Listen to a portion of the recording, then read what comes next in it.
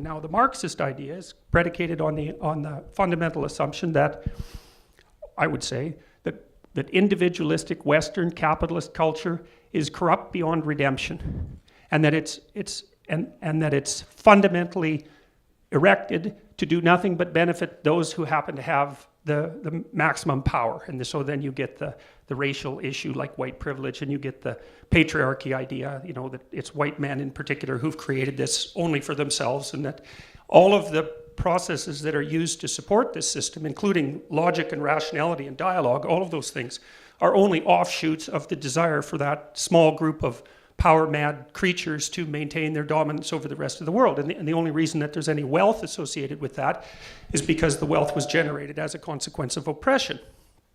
Now, the thing is that that story is partially true in that every society that human beings have ever created has a tyrannical aspect, and every society has a corrupt aspect. But what the Marxists make a variety of conceptual errors in their critique, I think. And the first is that instead of comparing Western culture to every other culture that ever existed, which is the proper comparison, they compare it to some hypothetical utopia that would be brought about if any given postmodern neo-Marxist happened to acquire the reins of power like Stalin did. And their fundamental implicit claim is, well, what happened in the Soviet Union and in Maoist China wasn't real communism, but if you let me take the reins of power, I would usher in the utopia against which our current society is so terrible in comparison to. It's like, well, our society is terrible in comparison to any utopia, but it's not as terrible as the society that utopians bring about. I can tell you that. And that's something so awful.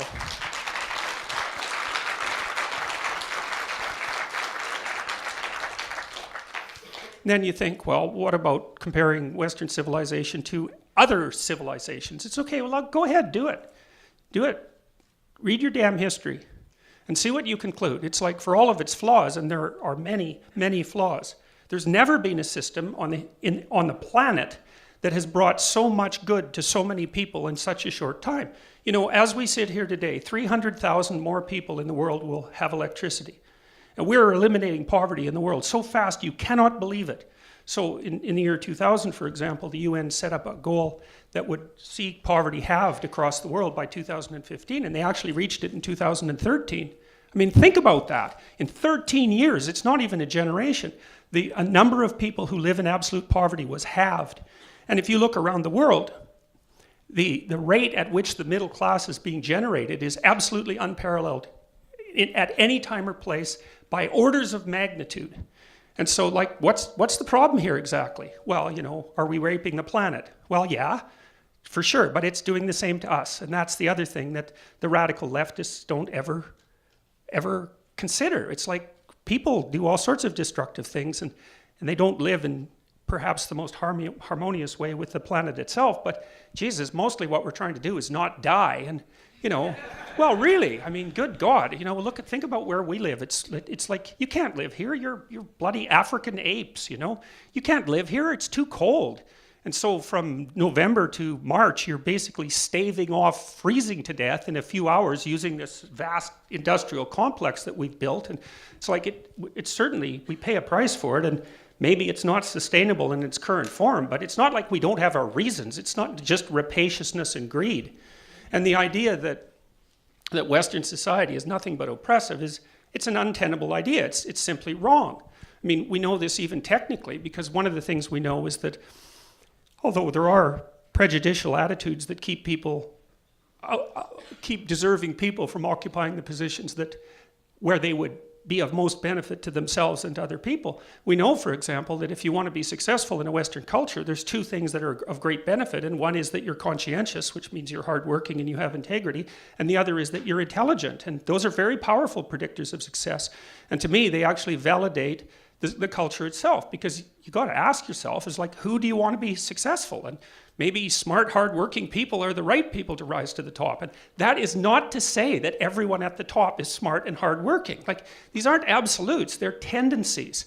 But at least we've got that tendency going. It accounts for about 25-30% of the variance, which means 2/3 of what makes people rise to the top is still determined by factors outside of that. But you don't have that relationship in the rest of the world. And the rest of the world is, you really want, how many people migrate away from North America somewhere else? And why is that?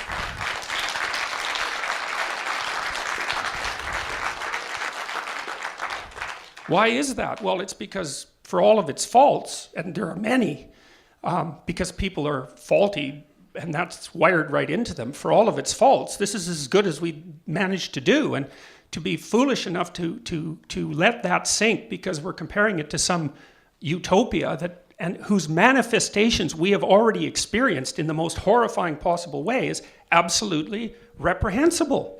There's no excuse for it whatsoever. And I actually think that, so Derrida, for example, called Western culture phallogocentric, and what he meant by that was that it was predicated on the phallus, so that's the masculine patriarchy element, and also predicated on logos, which is, he was thinking about it as the root word of logic. But the criticism is actually deeper than that, because there's an idea in the West that's very, very deep, and it's the fundamental idea in the West, and that is that logos gives rise, logos, which is basically the essence of your soul, that might be the way of thinking about it, is the thing that constantly mediates between chaos and order. And like, this is a very powerful technical claim. A very similar claim, by the way, is made in Taoism. But the idea is that what a human soul does is confront the chaos of potential.